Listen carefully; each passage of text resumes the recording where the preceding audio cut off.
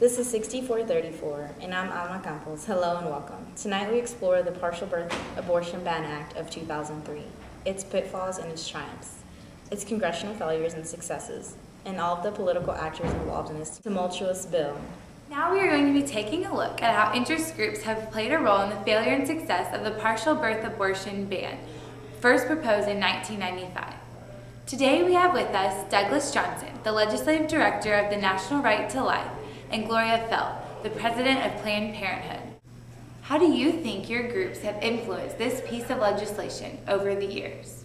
Our Action Fund engages in educational and electoral activity, including public education campaigns, grassroots organization, and legislative activity. National Right to Life helped introduce the first partial birth abortion ban back in 1995 and maintains a lobbying presence at the federal level. We also serve as a clearinghouse of information for the press and the public so we can continue to get pro-life advocates elected. Our Political Action Committee also supports pro-life candidates. If the bill does become a law, how will your groups respond? We will oppose the ban on partial birth abortion in the courts, on the ground, and in the polls. Planned Parenthood has already been working with the National Abortion Federation and the Center for Reproductive Rights, as well as the ACLU, to seek a federal injunction which would block the implementation of the ban.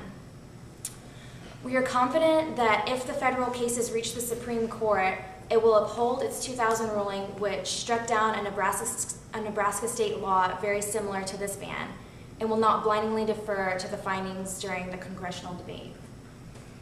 I have full faith that the legislation is constitutional and that the congressional findings, including the legislation, are accurate.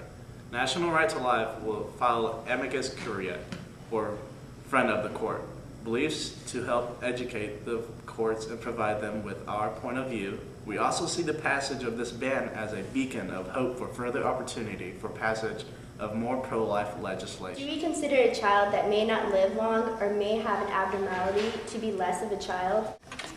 If that is the argument, I am willing to stand here and have that debate. If that is what you want us to show, I am willing to stand here and show that. I would be happy to show those, but those are the exceptions rather than the rule, and I think it is imperative. Does the Senator's legislation make exceptions for serious life-threatening abnormalities or babies who are in such serious physical condition that they will not live outside the womb? No, if That's the point. If you want to create a separation in the law between those children who are perfect and those children who are not perfect, No. please let me finish. If a child is not perfect, then that child can be aborted under any circumstances. But if that child is perfect, we are going to protect that child more. I do not think the Americans with Disabilities Act would fit very well into that definition. No, I do not have an exception in this legislation that says if you are perfect, this cannot happen to you. But if you are not perfect, yes, this can occur. The senator is right, I do not. To respond, if I could, to the Senator from Pennsylvania, my great hope is that abortion becomes rarer and rarer. However, these decisions, in my view, have no place in the law, so they should not be drawing distinctions in the law. This ought to be left to the family involved. The very fact that the Senator from Pennsylvania does not have a distinction under any circumstances, I think, demonstrates clearly the fallacy to this approach. I certainly respect the difference of opinion the senator and I have on the underlying issues of abortion. Again, I think people can disagree on that. I frankly do not agree there should be a difference between children who are normal in society's eyes. If the Senator will yield for one final point, I want the record to be very clear that I value every single life and every single person.